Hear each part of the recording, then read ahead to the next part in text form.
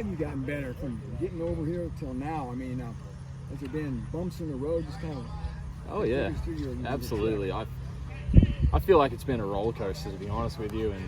And coming in freshman year, I feel like I didn't perform the way I wanted it to, or the way I wanted it to go. It just didn't go that way, and I knew there was more to do. Then coming into sophomore year, obviously had a change in special teams coordinator.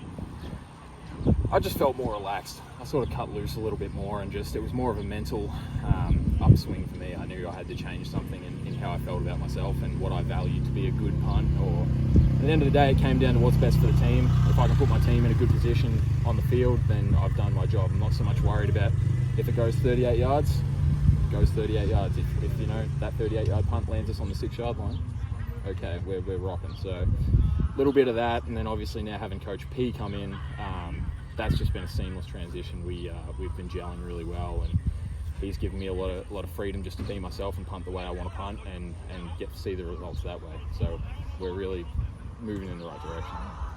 You're the only one probably that can speak to the importance of the long snappers. What have you seen out of those guys kind of competing for that job? Absolutely.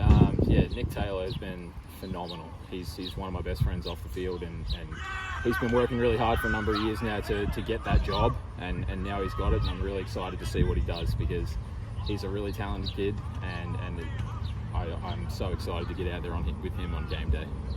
Can you talk a little bit about your recruiting process and just your journey just to get to Purdue?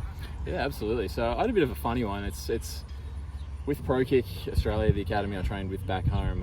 A lot of times coaches will fly out to see guys they want to recruit. I was training in the midst of COVID, so 2020 is when I started up with ProKick, and all we could do at that point was FaceTime and videos and a lot of film, and we'd have training days at ProKick that were strictly film days. We'll get filmed today. And you never really know where you're going to end up. I had no idea I was coming to Purdue till I was coming here. I just put out the film, and you hear things like, oh, this coach, totally unknown to you, wants to see this. Okay, well, I can do that. I'll do this. And you put it on film, and you send it out into the Twitter sphere or wherever it goes. X, sorry, I didn't know. And then all of a sudden you're on FaceTime with the coach talking about potentially getting you over to wherever you're going to go, and sure enough, ended here. And I'm so thankful to be here now. I feel like the direction we're going is just, the sky's the limit for us, and I feel like we've built something really special here, so get ready to keep that going. How is it different? I mean, people here fly out and visit campuses and things like that, and in your situation, you're kind of going into it blind a little bit with these schools. So. Absolutely, yeah, absolutely. I knew of Purdue and didn't know where it was. I sure knew where I was when it was December and we got 10 inches of snow. So that was new for me. Wish I'd have known that, but it wouldn't have changed my decision. But yeah, it's definitely just a weird situation. But as ProKick's getting bigger and the college recruiting process getting more international, now we've got Jeffrey and Bo on the team from France, and we're really just branching out as football as a whole. I think getting football global is huge, and that's we're only going to see an uptick in that. It's going to be fantastic. But yeah, we don't have that opportunity just to visit places, see if you like it or not. It's all about the football, and if you want to punt, get over here and punt somewhere. Doesn't matter where it was for me, if it was a JUCO or D1, Big Ten, like I'm going. What did you bench? You benched 315? Last time we maxed out, I was at 355-ish, but I can only imagine that's going up with Coach Rowan. It's kind of a love-hate relationship with Coach Rowe. He pushes you to your absolute limits, but that's why you're here, I guess. You want to get better and stronger, and he is sure putting us through our paces, especially this summer. There's some, I sweat more than I'd care to admit, and a lot of blood, sweat, and tears. That's a perfect way to put it, I'd say. Still waiting to deliver a big hit on somebody? Well, you as a punter, you kind of pray for the moment you get the chance to do it, but then you've not really done your job, I guess. So it's kind of a double-edged sword. You're raring to go, and I think the drills out here are enough. I think I'll be ready for it, but I'm not waiting for it to happen by any means. Back when you were first making your transition, did ProKick show you any NFL punters, or did you look at any as guys that you wanted to model or anything like that? Yeah, absolutely. And I think, funny enough, a lot of the American punters that I like to model my game off aren't Australian punters.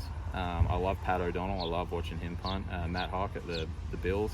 It's awesome. But another good thing about that is the Aussie guys we have in the NFL, we pretty much have access to them. A lot of them come back to training in Australia and give us the chance to work with them.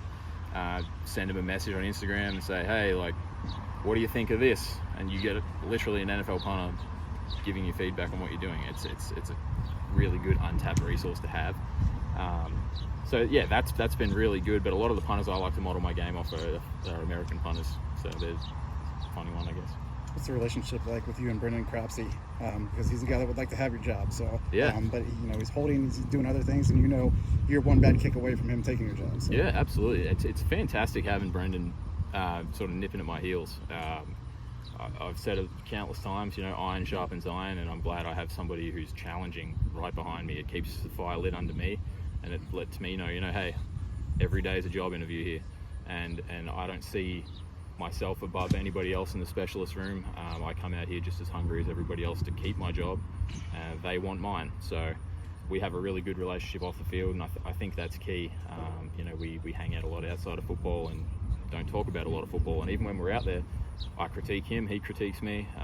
That's one thing we've spoken about in the specialist room, is just holding each other accountable. That's how we get better at the end of the day. Come over here, kind of the old man with the foreign concepts. How much have you ingrained yourself, I guess, in culture here, and just kind of these guys being more accepting of you and whatever quirky lifestyles they thought you had back at home? Yeah, thank God they didn't shun me from the group. They were very accepting and really wanted to get to know me and teach me about how it is over here. And I think the biggest thing is college football in general. I had no idea what the culture was like inside these walls, and that's something I tried to do. Is like, yeah, I might be an older guy coming in, but you guys know more than me. And I said it to the group yesterday, actually. I said, so me and Ben Freehill are in competition all the time. We're in the weight room, whatever it is, we go fishing together, who's catching the biggest thing, like whatever it is we do, we're in competition, and we love keeping each other accountable like that. I don't think I know any more than anybody else, and we feed off each other all the time and say, hey Ben, if I'm doing something wrong in a tackling drill or a punting drill, tell me.